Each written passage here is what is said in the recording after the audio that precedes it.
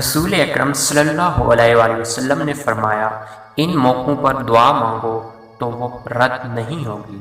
Number 1، جب دھوپ میں بارش ہو رہی ہو۔ نمبر 2، جب اذان ہو رہی ہو۔ نمبر 3، سفر کے دوران۔ نمبر 4، جمعہ کے دن۔ نمبر 5، رات کو جب آنکھ کھلے۔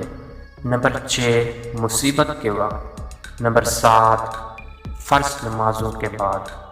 نبی کریم صلی اللہ علیہ وآلہ وسلم نے ارشاد فرمایا، تم اللہ تعالیٰ سے ایسی حالت میں دعا کرو کہ تم قبولیت کا یقین کرو، اور یہ جان رکھو کہ اللہ تعالیٰ غفلت سے بھرے دل سے دعا قبول نہیں کرتا۔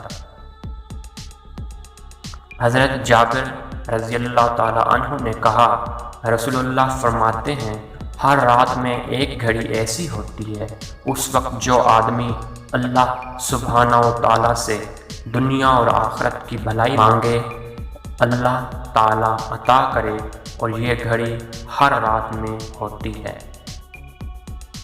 ایک صحابی نبی کریم صلی اللہ علیہ وآلہ وسلم کے پاس آئے اور کہنے لگے، میرے لیے ایک عورت کا رشتہ آیا ہے جس کی 4 خصوصیات ہیں۔ اگر یہ 4 چیزیں کسی عورت میں جمع ہو جائیں تو ایسی عورت کا رشتہ لازمی قبول کر لینا چاہیے، کیونکہ اگر عورت کے گھر والے امیر ہوں تو جہیز نہ بھی لیا جائے، اور کبھی حالات خراب بھی ہو جائیں تو سسرال میں سے کچھ حد تک مدد ہو سکتی ہے، اور مدد کرنی بھی چاہیے۔ خاندانوں کو آپس میں جوڑ کر رکھنا چاہیے۔